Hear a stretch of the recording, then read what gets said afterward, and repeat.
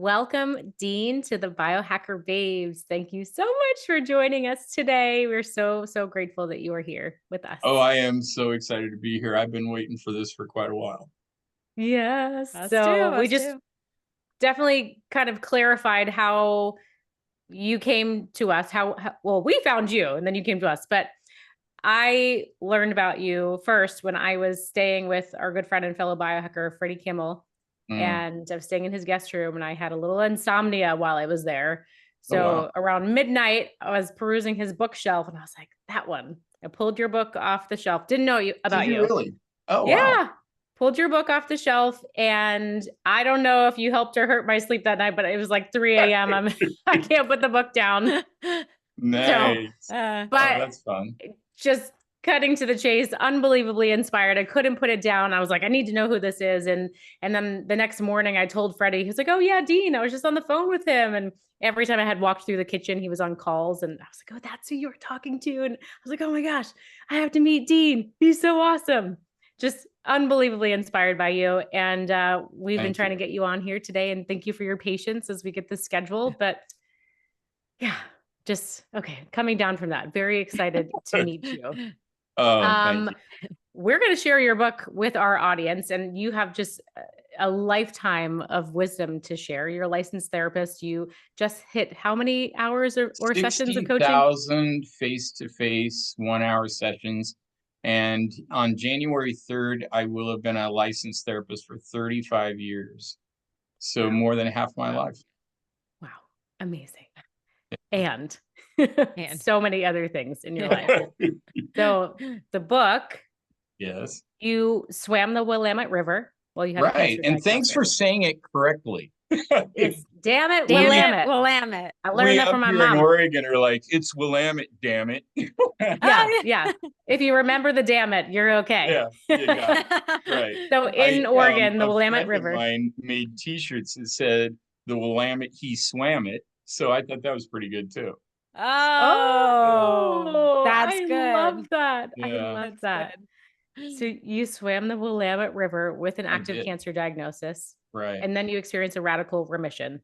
So I did. Just that alone, we could spend hours talking about. But We could. You don't call yourself a biohacker, but you have a lot of advice and wisdom about health optimization. So we're just excited to hear your story. So maybe a place. Yeah, go ahead. I don't call myself a biohacker. I call myself a biohaver. I love that. I just believe that nature has the answers, and they're good answers, and they've always been there, and we have them. We just need to learn how to connect with those. Yeah. So another term I would say you are is an ancestral hacker. Oh, yeah. Because our ancestors, if you think of them as biohackers or hackers, they were just using nature. Always. Right. Yeah. Wow. Yeah. I think I'll use that as long as it doesn't make me sound even older than I already am. I've never thought of it that way. Ancestral versus ancestors. Don't say ancestors. Yeah. Ancestral. It sounds fancy. Yeah. There we go. Yeah. Well, that's a perfect lead into my first question. Sure. Because I know you've had an amazing relationship with nature. I think your parents were mountain climbers. So like you grew up being in nature. So this was always a part of your life. Right. But I'm curious now if we can take a 30,000 foot view, looking back at, I'm just going to throw a random age, your 20-year-old self with all the experience you had in nature. What wisdom would you impart on your 20-year-old self? Get out of Kansas and go back to the Pacific Northwest. Go back to nature. Okay. Yeah, I went out to Kansas to play soccer, not knowing that I would fall in love with a cute little Kansas farm girl and put myself in exile for about 30 years. And it was wonderful. It was great. But there's just so much that's going on in the Midwest that is literally killing really good people. She died of brain cancer 15 days before our 30th anniversary, and in 2010. And it's what really sent me into a spiral of grief and hell. And at that time, in this tiny little Kansas town that we were living in of 12,000 or so, there were 8 people that had brain tumors. There were 15 people that had Parkinson's. There were about 20 of us that had blood cancer. I mean, the percentages were through the roof. And I believe it's because the water table was just so polluted from decades and decades of pesticides. You know, I think back on it now, and you're just kind of busy and not really making the connections. But every fall and especially every spring, the city would go through with their trucks and just spray pesticides to kill the mosquitoes and leave you in a big fog. And they go through children's playgrounds and tennis courts, and everybody just kind of keep going. The little kids that keep playing, and all this pesticide would just settle on everybody, and nobody thought of it much. But looking back on it now, that and other things that go along there, just absolutely make it nearly impossible to stay cancer free and healthy. Yeah. Do you think that like the pesticide and chemical issue, is it getting any better at this point, or is it getting worse? Well, that's kind of an interesting question. I don't know if their practices are getting better. I sure hope so. But over time, a lot of these folks, like my wife, that were sick, especially with brain tumors, had grown up there and had been part of that farming community in the 50s, 60s, and 70s when they were actually still spraying DDT. One of my wife's funniest stories, until we learned enough to know it wasn't, is she came from a fairly big wheat farming family, big surprise. And because everybody back there is from a pretty big wheat farming family. And starting at about age 5, her uncle would send her and her cousin out with 2 red flags for the crop dusters to wave them in and show them where to go. And then they'd play snowmen the rest of the day because they'd just be covered white with the DDT. And they thought it was just hilarious.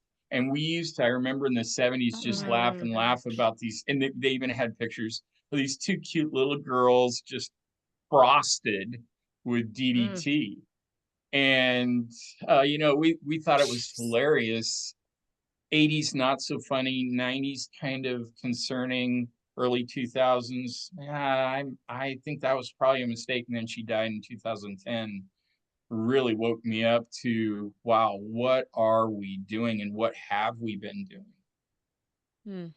Yeah. So sorry for your loss too. Yeah, it was the ironic thing is I was considered a grief expert in the Midwest. I did all sorts of seminars, wrote several articles. I was a weekly columnist for 12 years. Yeah. Advice columnist for several newspapers in the Midwest and a couple in California. And when she died, I realized I wasn't an expert at all. The experience of it was so much more intense than I would have ever imagined, that I even called up a couple of my old clients and apologized. I'm like, I tried, I just didn't know. And they were really kind. They said, "Oh, Dean, you did good." I'm like, I'm not so sure. But yeah, living through it yourself intense. can't even imagine. Wow. I'm just curious, before your first diagnosis and your wife's diagnosis, did either of you feel any symptoms or have any health issues, or did it kind of come out of nowhere? Yeah, for both of us, it came out of nowhere. I'd worked with several families who'd had brain tumored members of their family.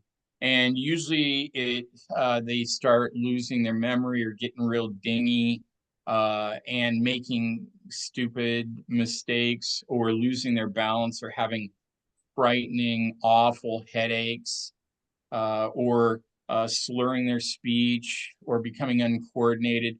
And Mary didn't have any of those until about a month or so before, but they diagnosed her with pneumonia, which is fairly common in the Midwest, in that area. during the summer because there's so much wheat dust and pesticides in the air, and it's so hot. So we weren't really alarmed, but then the right side of her face fell. And we thought that was alarming, of course. And so they diagnosed her with something called Meniere's disease. But then she just didn't start making sense. All of this was within about a 2-week period.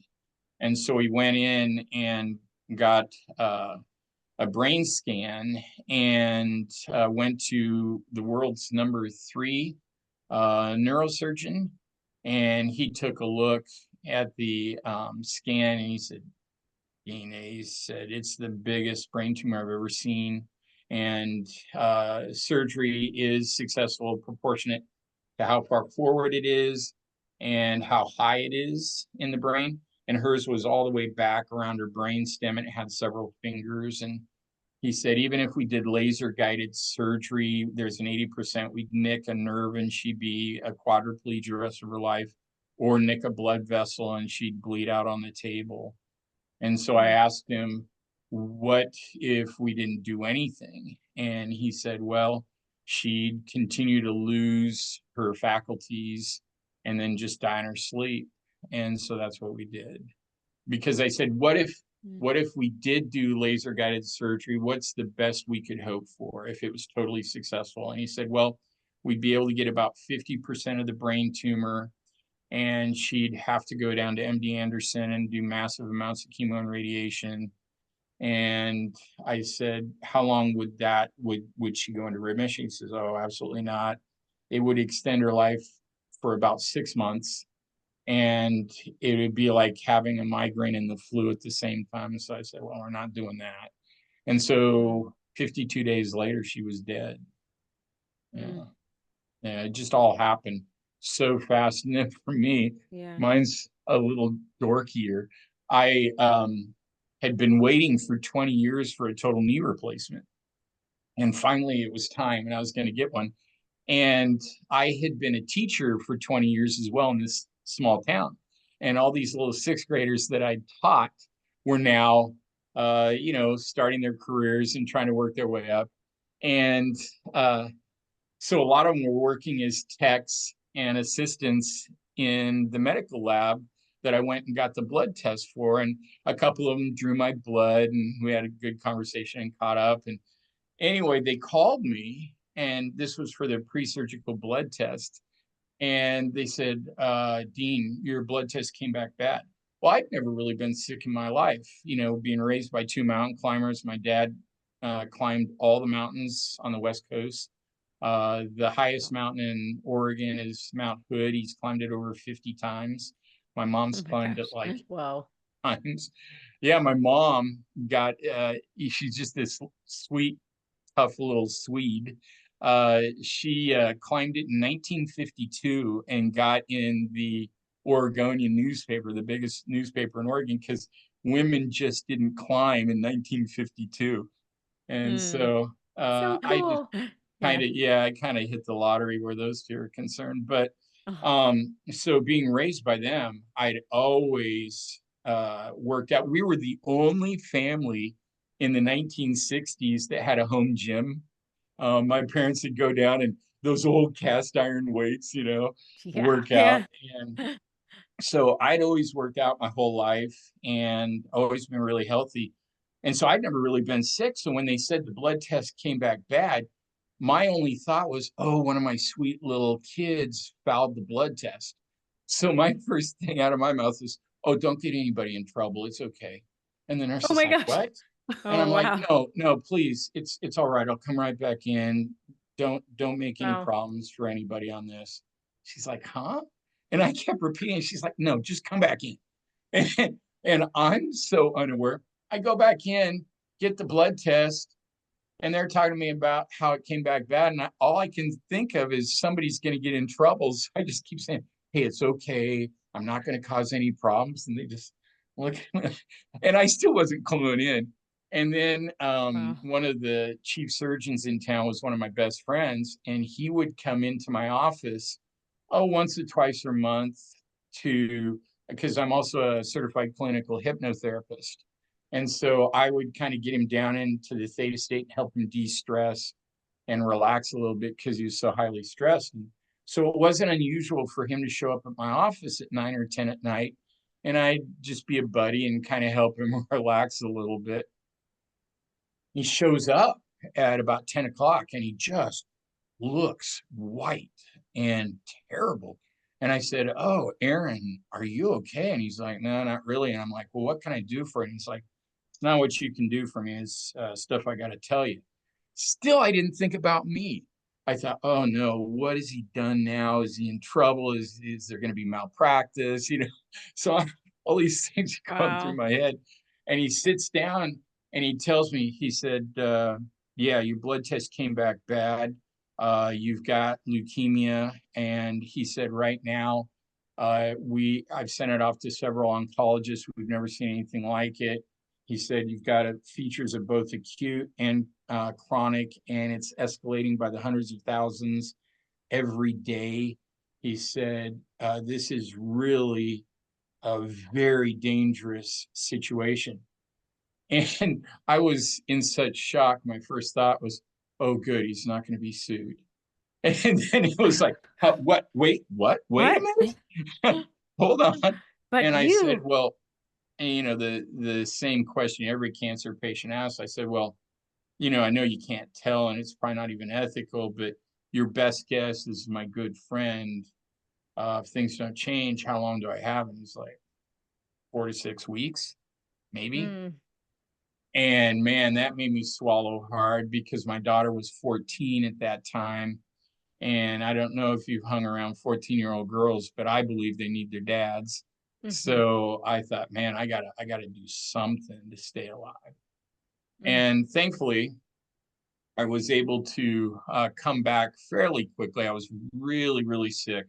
This was 4 days before Christmas, 2006.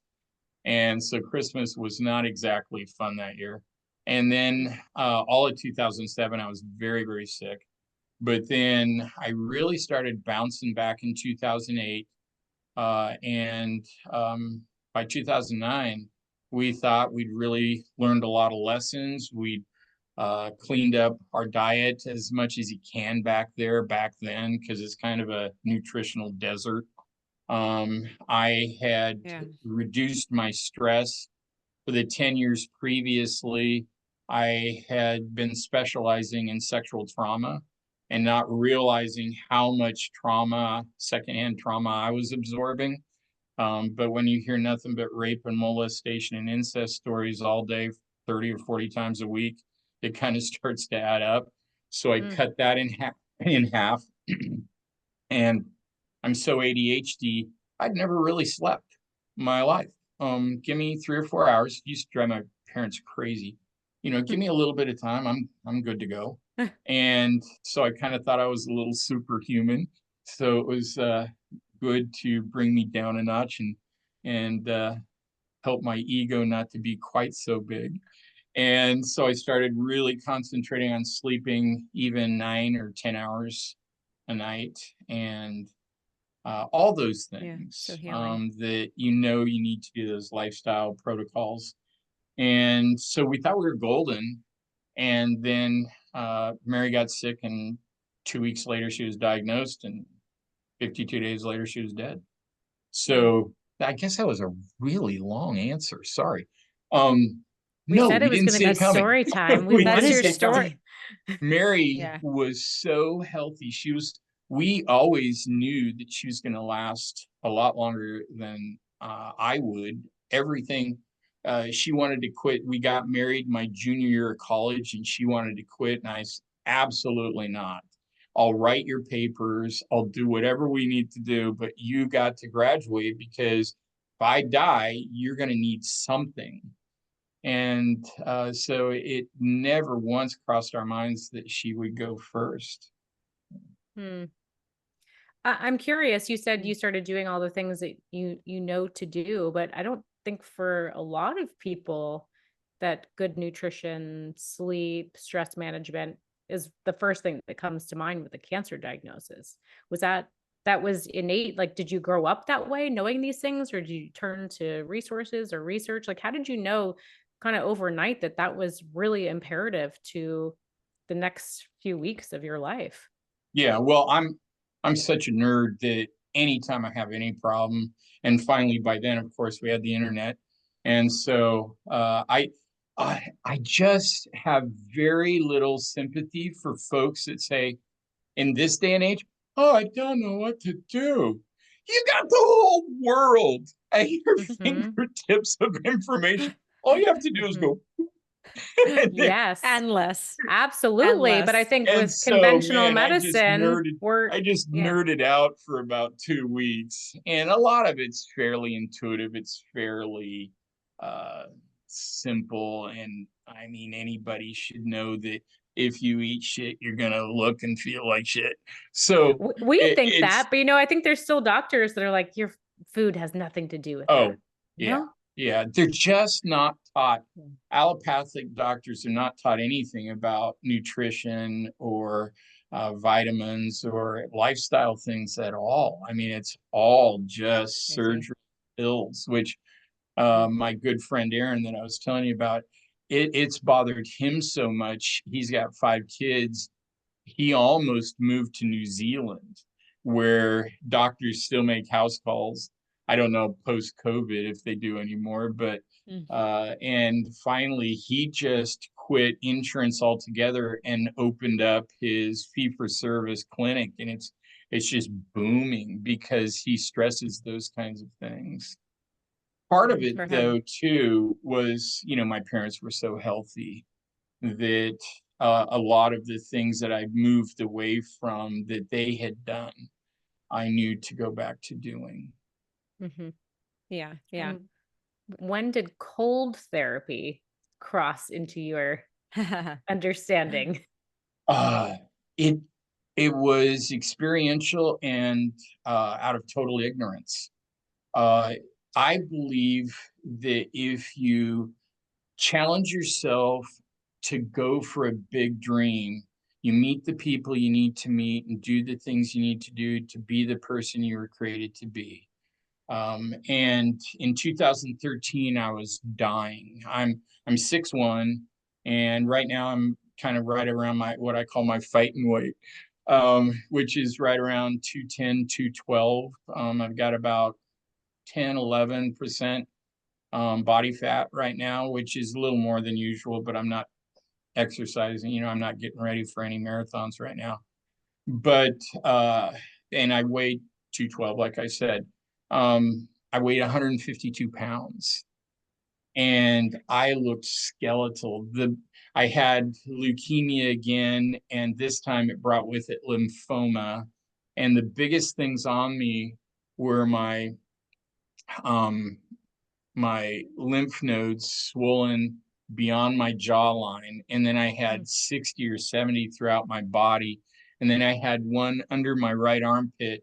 My oncologist lovingly called my hockey puck because it was the size and shape of a hockey puck.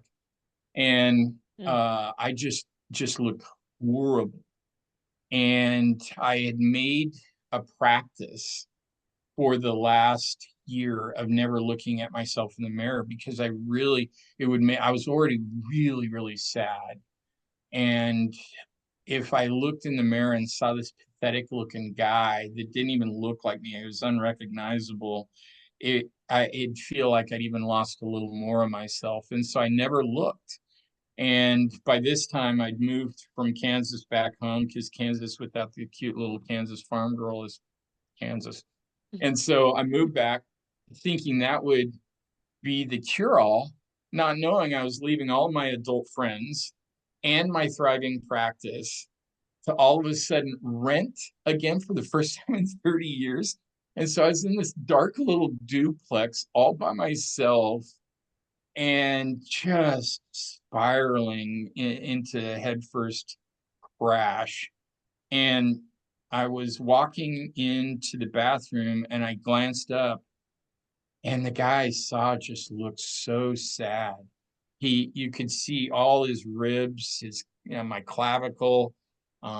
It just looked like I'd walked. I even blurted out, "Wow, you look like you walked straight out of Auschwitz."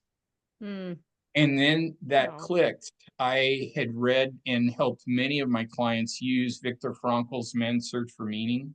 Have you ever read it? Mm, I Yeah. have. I He haven't. was an Austrian psychiatrist, and he wanted to do his PhD thesis on what separates those that overcome tragedy and terrible crises and from those that don't. But there's no way you can torture people or put them in a terrible situation and be ethical. And so he chose something else for his PhD. And then 3 years later, he found himself in Auschwitz because he was Jewish. And after a few weeks, he woke up and he said, "Oh, I wouldn't have chosen to be here, but this is a perfect lab." And so he started taking down little notes and rolling up the papers and putting them in cracks in the walls so the guards wouldn't find them, and watching folks. And his original hypothesis was how healthy physically and how athletic and strong you come into it will determine whether you survive or not. And he found out very quickly that wasn't the case at all, because even some Olympians were in there and they just went like that. And he found that those people that are passionately tied to a purpose have a better chance than those that don't. And the more passionately you're tied to a purpose, the more chance you have at overcoming. And so I knew that. And by now, my daughter's 21. She just lost her mama. Yeah, she Mary died October of Bree's senior year in high school. Not a fun way to spend your senior year. So pretty awful. But I thought, man, I cannot let Bree, my daughter, be an orphan at age 21. I got to get out of this. I got to figure something out. And when I blurted that out about Auschwitz, it hit me. Oh, I need to find a purpose. Well, I should have been building a practice, but I didn't have the strength. I'd just written a book. I'd worked for a couple of years with a local college back in Kansas with hundreds of girls, because there's a huge, especially back then, a huge date rape pandemic that nobody was talking about, but I was dealing with.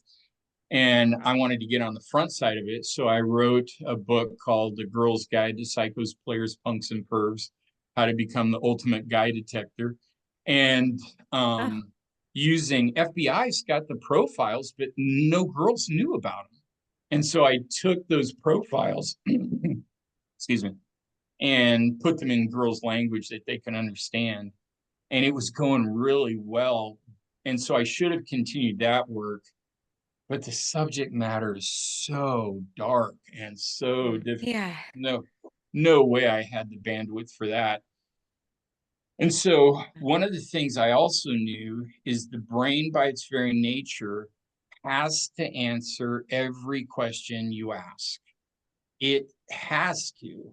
And what a lot of people, almost everybody you ask knows that kind of, but they think it's only for trivial things. What was that person's name? And then a day later, you're brushing your teeth. Oh, there it is. They don't know that you can pose the deepest questions in your life and use that same technique of bearing down and asking and then letting it go, asking and then letting it go. And a day later, a week later, in my case, it was about 3 weeks, 3.5 weeks of crickets. I would force myself 3 to 5 times a day, almost prayerfully, with my whole heart and mind, bear down. What should I do? What should be my purpose? What could I give my life passionately for? And nothing. And so about 3.5 weeks and still nothing. And the longest I'd ever waited before that was 11 days. So I thought, what's happening here? And I looked around, and I'd been living in this little duplex for 6 months, and I was in such a terrible state. It looked like a frat boys place. I hadn't even put my bed together. The mattress was still on the floor. And I'm like, okay, Dean, while you're waiting for the universe to answer, maybe you could act like an adult and actually put your bed together and decorate your place. Put the spoons where they need to be, And so, adult things. yeah. So I started unpacking the boxes, and one of the first boxes I opened was a box of my childhood things that my mom wanted to get out of her house. And I came across a journal that I'd been forced to keep in 6th grade, because 6th grade boys are going to have to be forced to keep a journal. At least this 6th grade boy would. Yeah. And Yeah. I thought, well, let's see what the 11-year-old Dean had to say. And so I open it up, and it says, when I get old, I gotta climb Mount Everest, swim the English Channel. And every time I talk about it, I still Whoa. get chills. Cool. Yeah, just this electric, and it's doing it again. If you can see, I got goosebumps. This electric shock went through me, and I remembered the boy I had been, because I had climbed a lot of these mountains with my folks, and they were part of the climbing community, and I'd gotten the chance to meet some pretty high profile Himalayan and Everest climbers. And that's all I wanted to be when I grew up, when I was a kid. I just wanted to be sponsored by National Geographic and go around the world, climbing and doing crazy things. And immediately I did the numbers. I thought, okay, my immune system's so wrecked, there's no way it could handle altitude. Plus, it's about $6,000 to $10,000 just to get over there. And I had spent over $500,000 out of pocket on medical bills. So my finances were trashed at that point. And so I thought, but I can swim the channel. And so I Googled, and immediately I found that no active cancer patient had ever swum the channel. So that was August of 2013. And I even tried to talk myself out of it. I'm like, if you read my journal, it says reasons why I shouldn't swim the channel, and it makes no sense. I'm 53. I've got 2 forms of cancer. I've never been on a swim team. I've never won a swim race. I had all these reasons, but my heart said the exact opposite. And then I got to thinking, how much good would it do the world to have an active cancer patient do something like this? Because I believe it's what I had seen in working with so many in my private practice. It's so scary, you give up, and all you can think about is the cancer. And pretty soon that defines you. And so my whole push to do this originally was, number one, give my daughter hope that I wasn't going to live, or that I was going to live. Number two, to prove to other cancer patients you don't have to be defined by your diagnosis. You're only defined by what you got here. And so I thought my family would be thrilled. My mom cried. She's like, oh, please wait till you're in remission. And my dad's like, I don't know where you come up with this crazy stuff. And that actually sounds exactly like him, by the way. And Nice. they tried to talk me out of it. My friends just rolled their eyes. Nobody was for it. And so I quit telling people, but inside I knew that's what I had to do.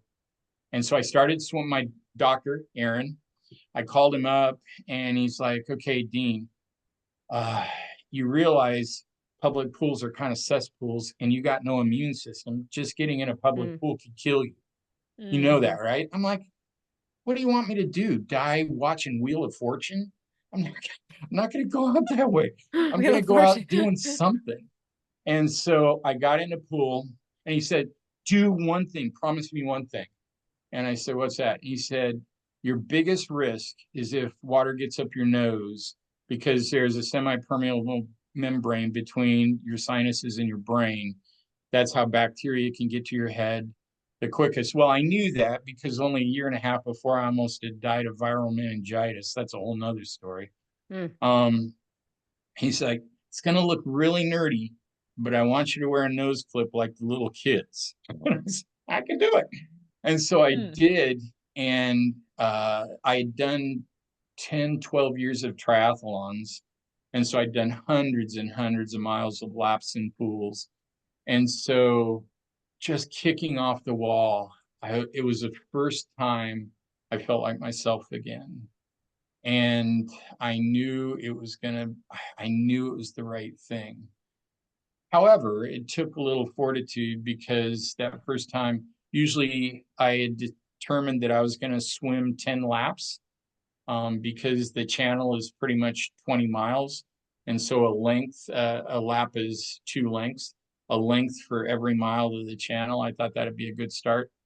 Typically, that would take me 8 or 9 minutes. It took me over an hour because I'd swim one length and just I was so sick. I just hang on the side of the pool and breathe and breathe and breathe and then do it again.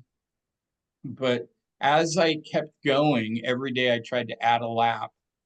And by Christmas, all my numbers were going in the right direction. My head was clearing. I was gaining muscle and feeling good.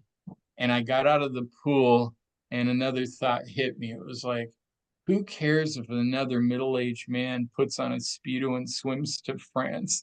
It does the world no good. And in my case, it's not going to be a pretty picture.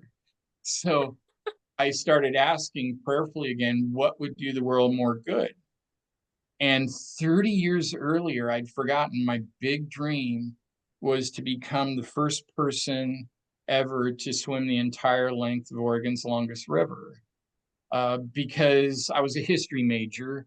And I mean, who can say they're the first person in history to do something? I mean, that doesn't come along. The chances for that that's are tough. pretty That's rare. tough. Yeah. And so that had gotten me really excited at age 24. And I went home and told Mary, and she's like, what? Okay, why? And I told her, and she said, how long is that going to take? And I said, oh, probably about 3 weeks. It's 187 miles, but I'll be the first in the world to do it. And she's like, yeah, okay, so you're going to take 3 weeks off of work?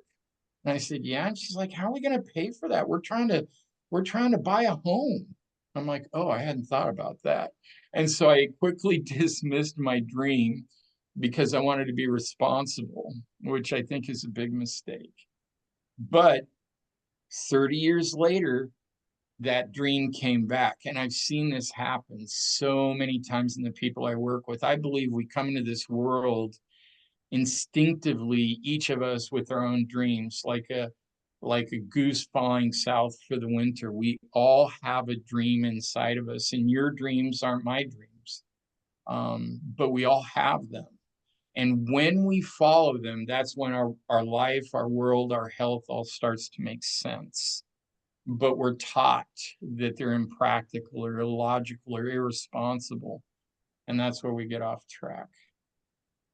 Yeah. Have you seen the new movie Young Woman and the Sea, or heard of it? Either of you? Oh, is that the one with the first woman to swim the channel on Disney? Yes. Trudy Ederle, Ederle, something like that. I just watched it a couple of days ago. And a lot of what you're saying is like totally her story. Like she had measles and they said, you can't be in the water. You could go deaf. Right. There were a million people and reasons why she should not have even been swimming at all. Or you're a woman. Oh yeah. In the 20s. Come to think of it, she was the original biohacking babe, wasn't she? Yeah, she really was. We found her. It is so crazy. They were like, women, you can train in this tiny little spot of the pool, and then the men get the like massive swim lanes. But yeah, so she was the first woman to do it. Swim the breaststroke or the backstroke. You can't swim the front crawl because you're a woman. Right. Yeah. Crazy. It also reminds me of, I don't know if you, I need to see that. It reminds me of the animated short Wild Summon. Did you see that? What's that? It was an animated short that was not, it got an Oscar nomination or an Oscar nod. It represents the strength of the salmon that swim up the Oregon River. Wow. Oh, that's cool. And, like a lot of them die, but their fortitude and their determination to like go upstream is what makes them so strong. And they were all females actually, like in the animation of it. Of course. But yeah, that's cool. I mean, going against what people tell you can do. How freaking incredible is that? And almost always, if you're following your big dream, I've seen it follow this beautiful cycle, but it's pretty predictable. At first, depending on how big the dream is and who your family and friends are, some people might cheer you on, but almost everyone will try to talk you out of it. And that's where it gets squashed. But if you keep going, then you start really feeling good. Then the middle part is where most everyone falls out. I call it the desert of big dreams. All of a sudden, nobody's cheering you on. You're wondering why you're even doing it. There's no end in sight. Everybody starts telling you it's too hard. Things start to fall apart. It seems impossible. People tell you it's impossible. But then if you keep going, life just starts handing you some beautiful nuggets, and then you accomplish it. Yeah. That's powerful. So I'm curious, as a therapist, like, what's the psychology behind that? Because people that are trying to talk you out of it, they just they care about your safety, right? Maybe consciously. Unconsciously, we're like frogs, or not frogs, but lobsters in the lobster cage. You've heard that, haven't you? They'll tie one lobster in. Sometimes they don't even have to do that. They'll just tie a piece of bait in. One lobster will crawl in. There's no hatch on a lobster cage. They'll crawl in, they'll start eating it. And then if another lobster crawls in and it tries to get out, the first lobster will literally pinch its legs off before it'll let it out. And the more lobsters that come in that pot, the more they'll protect anybody from getting out. And they just won't let them get out. And I think unconsciously, for some reason, to make ourselves feel less pathetic, we don't want anyone succeeding or showing us our own greatness or our own power.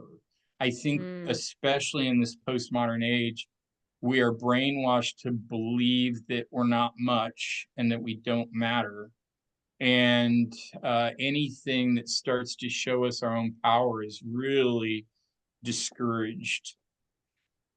Yeah. Wow. Well, I'm thinking you just surround yourself with not lobster friends, not friends that are going to bite your legs off. Cut out those lobster friends.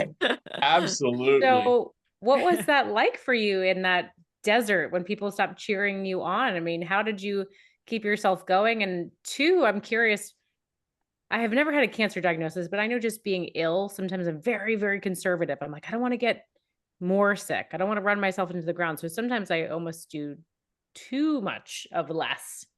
How did you know that it was okay to keep going? I didn't have anything to lose. I just lost my wife and I adored her. I mean, I gave up mountains and my family for her. And lived in this little town that was nice, but it wasn't, growing up in that little town, to be a townie or to fit in, your grandparents pretty much had to grow up there, or your parents, or definitely you. And if you hadn't grown up there, you were never truly. I'd lived there for 30 years, taught there, served hundreds, if not thousands of people as a therapist there. And people still, even my friends, when they'd see me, oh, there's Mary's husband. Nobody ever called me by my name. And it was a good gig. So I was happy to be Mary's husband. It didn't occur to me what that was doing to my adult identity. And I think that's why the grief was so hard. When Mary was gone, my identity was kind of gone. But I don't know that I answered your question. You did. Okay. You had nothing to lose, and this was your purpose. I mean, this was your young self. You were returning to that childlike big dreamer self that we really all need to be more of, right? Like, and kids are big dreamers. I wasn't winning my fight against cancer. And I realized that's where we all make the big mistake. All you ever hear is fight cancer, battle cancer, win your battle. Well, it's not a fair fight. And if you concentrate on fighting cancer, it keeps you in fight or flight. And so I made at that point the life, I gambled my life on trading fighting cancer for loving life. And so every day I was going to do this thing and try to concentrate. I called it striking myself stupid. I imagined I'd been dropped in on that day on Earth. I didn't have a past, I didn't have a future.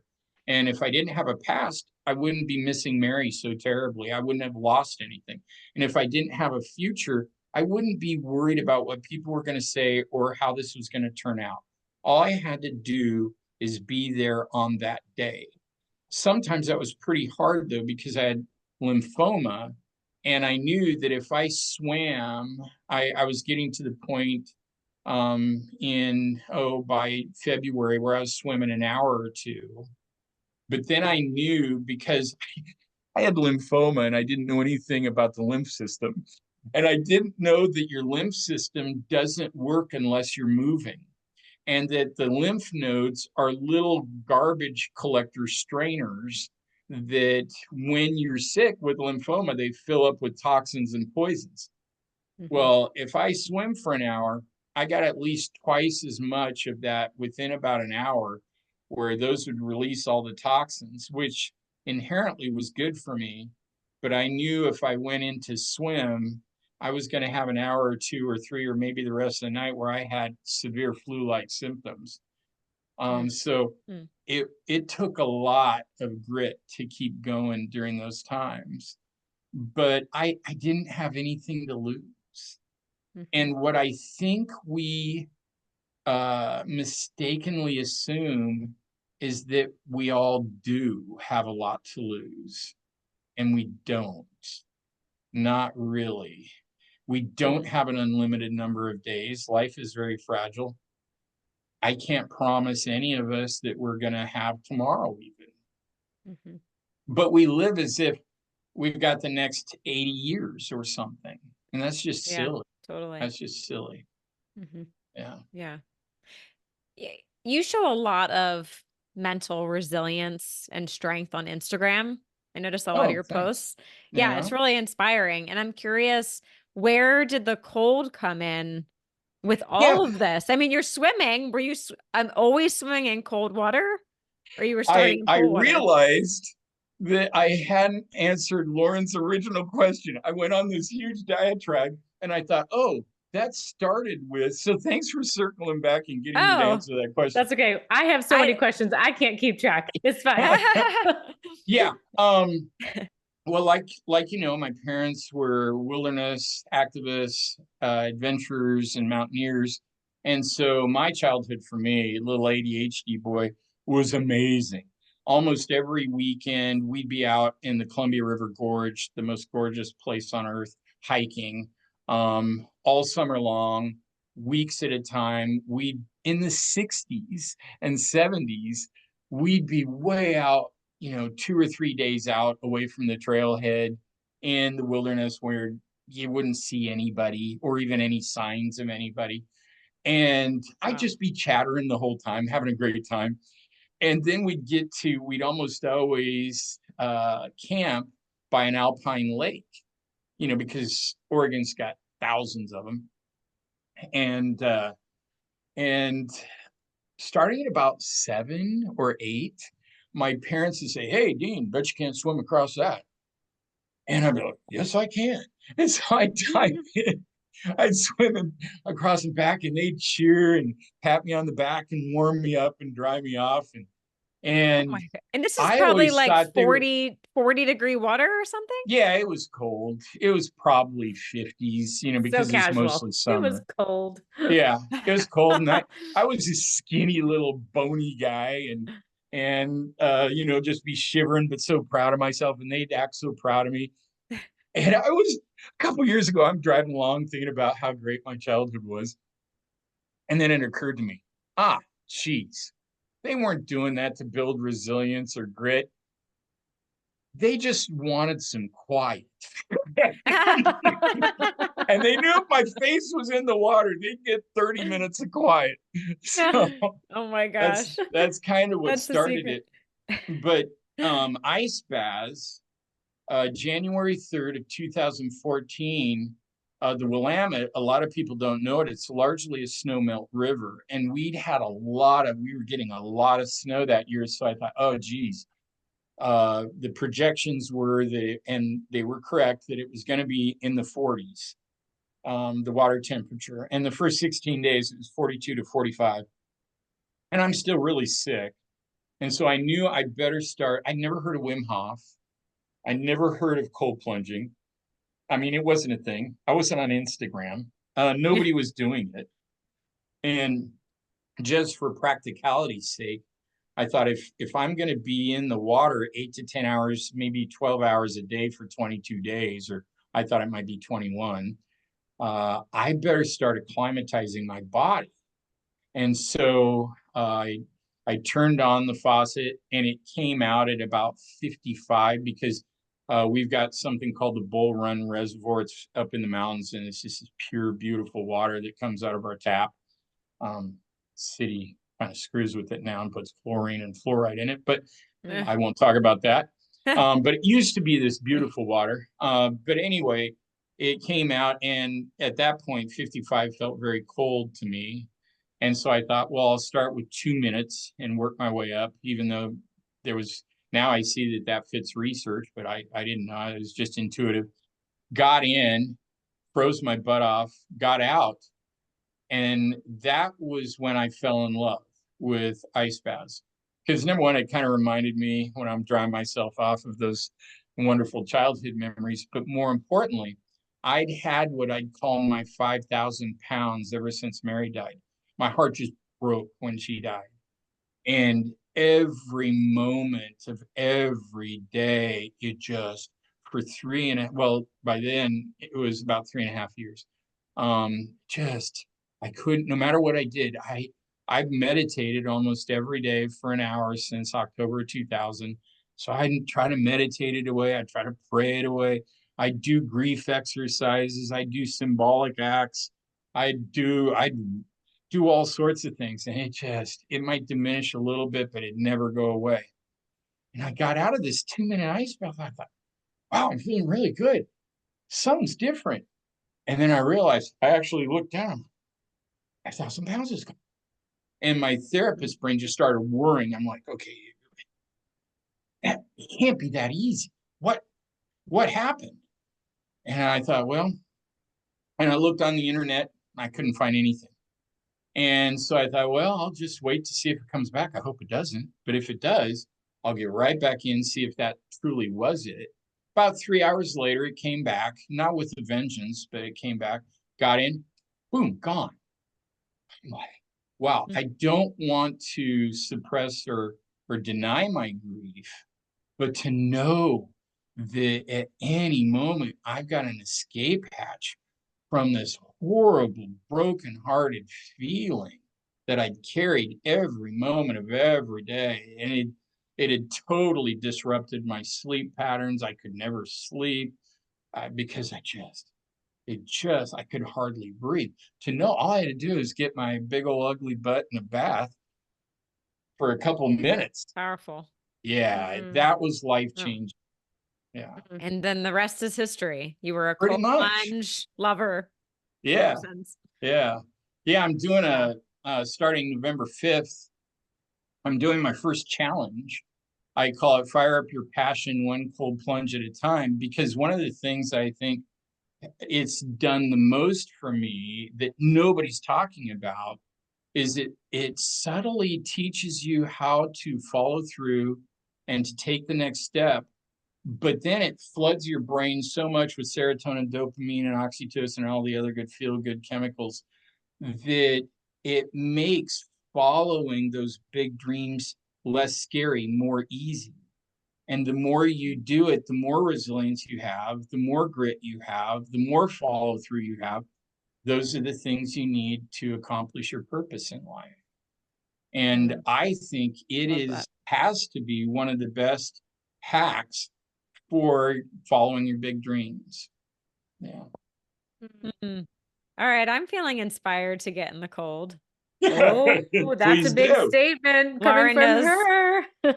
Yeah, I hate water and I hate being cold. So when you put them you put them together and it's just double evil for me. That's why I live in the dry Vegas desert. Yeah. Okay. No water, no cold here. I'm safe. Oh, But no, but I mean, you remind me of, so Kristen, a mutual friend of all of ours, she says, you get in the ice bath, not to get better at cold plunging, right. but to get better at life. So Right. that's not exact words, but like, Mhm. yeah, if you can use that mental resiliency elsewhere, Right. that's huge. That's And Renee, my family's noticed it in the last 10 years, sadly, because I'm a Pisces kind of intuitive guy. I'm pretty sensitive, which when you're a sensitive guy raised in the 60s, you got to cover it with anger. So I've always sparked hot pretty quickly. And that's why I started meditating. I'm a better human, and less reactive. But one of the things they've noticed is it's pretty hard to get me off center anymore. And I think it's mostly every morning I get up and it's the first thing I do. And every morning, 11 years later, my brain's still screaming, save yourself, don't get in, you don't have to do this. But I've learned to turn the volume down and just relax, get in it, and then get rewarded for getting in. And that starts to globalize and generalize into all of your life. And so then when life heats up and I'm starting to get irritated, I just turn those voices down and get rewarded for doing so. So I think there's a huge correlation between ice baths and becoming more easily self-regulated, more even emotionally. Mm, such a Yeah, great tool. it's amazing how much power we have. exactly. Especially Yeah. when we're connected to the four elements, water, fire, air, and earth. And we just aren't. But when we do become that way, our life just starts to make sense. But make it fun. One of the biggest problems I love biohacking, I love biohackers. But as I talk to many of them, they treat it like a chore. And life is, these wonderful biohacks should be the dessert of their life, not the not the chore. And so a couple of things that I do that are unique is I get in and I don't do all the typical things. Everybody's holding their hands out. I can't because I'm getting myself ready for a swim and my hands are going to be in. If I hold my hands out, man, my hands are really going to hurt swimming these long rivers. And the other, I don't do a lot of the Wim Hof breathing stuff. I just try to relax my whole body. I call it the most radical form of radical acceptance. I just try to radically accept this is cold and this is what it feels like. And I love it.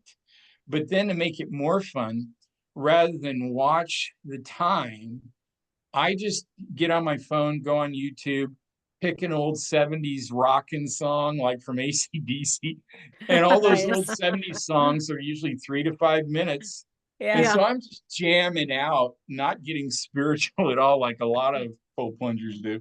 So And don't do Freebird. You'll be in there for too long. made that mistake only once. But yeah, just getting in there, and then when the song's done, I'm done.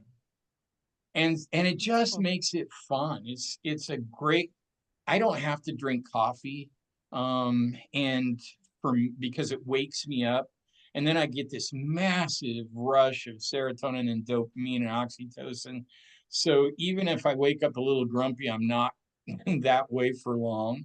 And then as you age, all of my buddies, we're in our 60s now, mid 60s, gosh, they're all making the old man grunt when they get out of a chair. That kind of stuff. Because we're all getting so rigid and inflamed.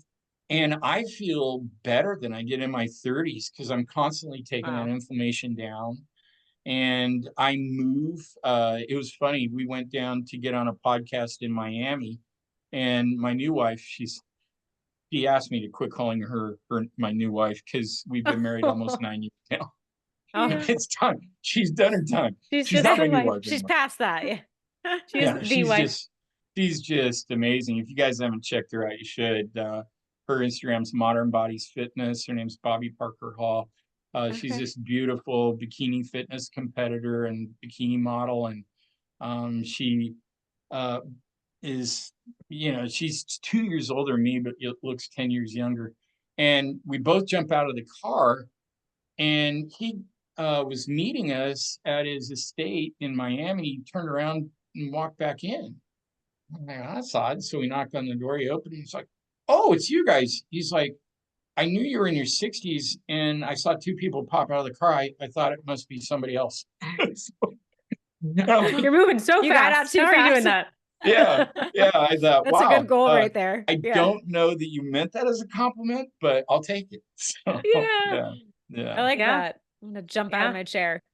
right. Defying odds. That's how it should be. I think we talk about this a lot on the podcast. You're just putting it so much more eloquently and concise. Like, we do these health things so that we can show up better in the world. Right. Right. Yeah. For as long as we are in, and we don't know how long, but if you get to age, you want to age well, and you don't want to lose your vitality.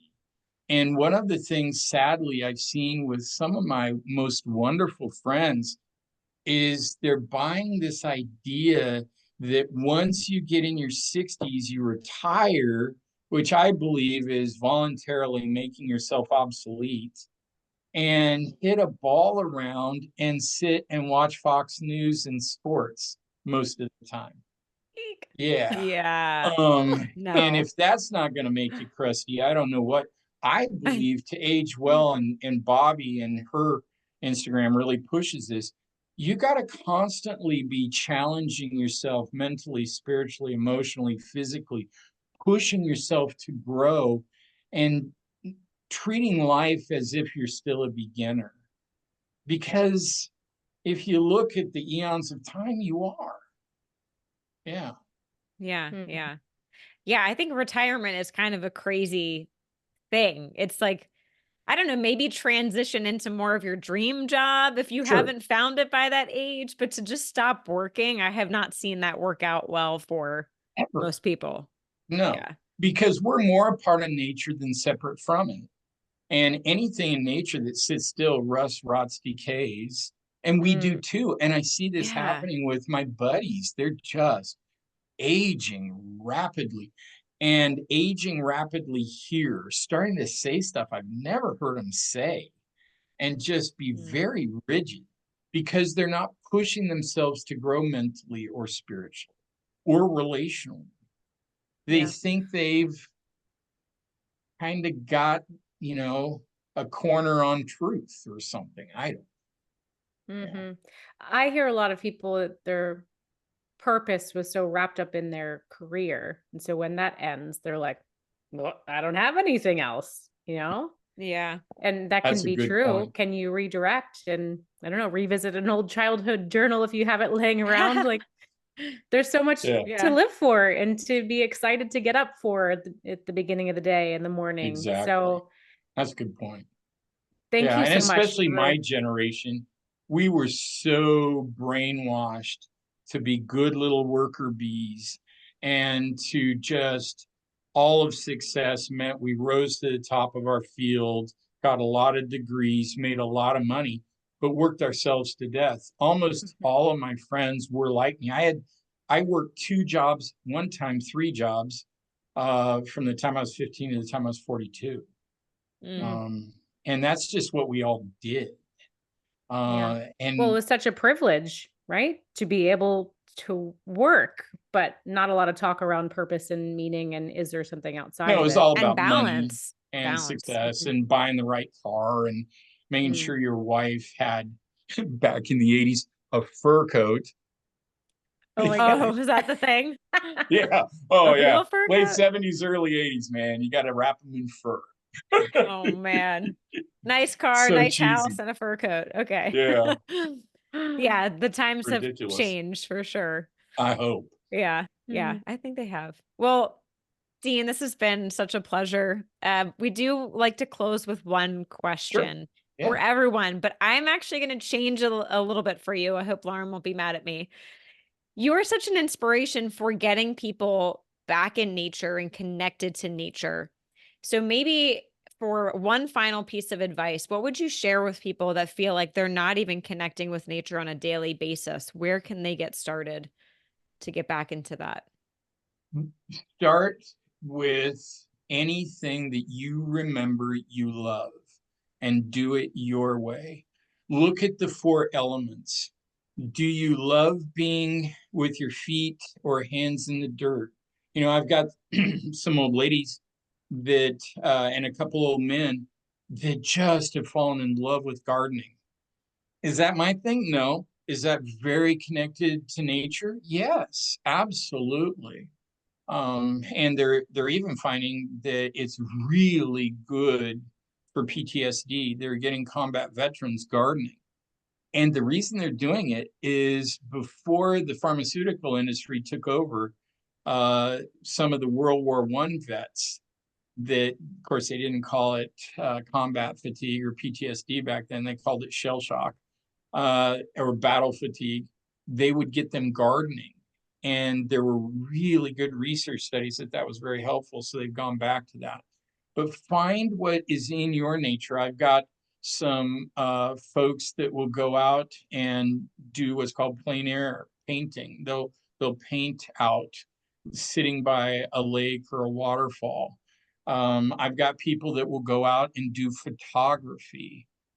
Just get outside in a way that feels comfortable for you. But here's the main piece of advice that I give. Make it a priority, a committed routine to overcome when my leukemia went away from my swim, being hypothermic for 22 days, first blood test I took afterwards, my leukemia was gone. My oncologist and I suspected the lymphoma would dry up and go away. Did the exact opposite. It got aggressive. And so having been healed by nature, the river and leukemia, it gave me the confidence that nature could heal my lymphoma. So I searched and found forest bathing, where you go in and you breathe in this imperceptible essential oil called phytoncides that boosts your immune system. And they'd done it with men who were cancer patients, and it would boost their immune system or the natural cancer killing cells up to 200 and 300 times for 2 to 3 weeks. So since I was fighting for my life, I decided to go out every week thinking that would then become exponential. And it did. I started that May of 2015. And by March of 2016, my lymphoma was gone, again, without chemo or radiation. And it was such a great practice that to this day, every Friday, I'm out in the wilderness all day long. And love that. And finding that kind of rhythm and routine and making that commitment in self-care, I think is absolutely essential and a missing piece of even the biohacking world. Everybody in the biohacking world that I know is trying to do a bunch of little things routinely. Take one full day, work a little more 4 days out of the week, and then take Friday or one full day and just give it to yourself and do whatever the hell you want to do, but do it outside.